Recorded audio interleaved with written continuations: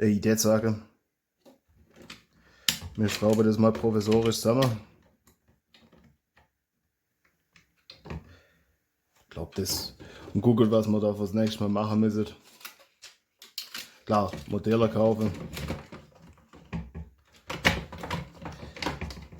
Das ist dann halt wieder so ein mehrteiliges Projekt.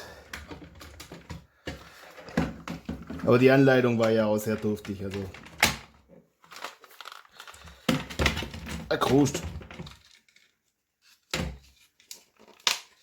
So.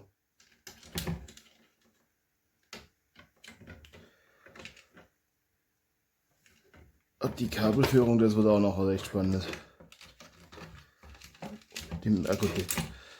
Das Kabel geht dann noch zum Modelle. Das geht zum anderen Modelle. Das müsste dann eigentlich, müssten wir vorher unten reinlegen.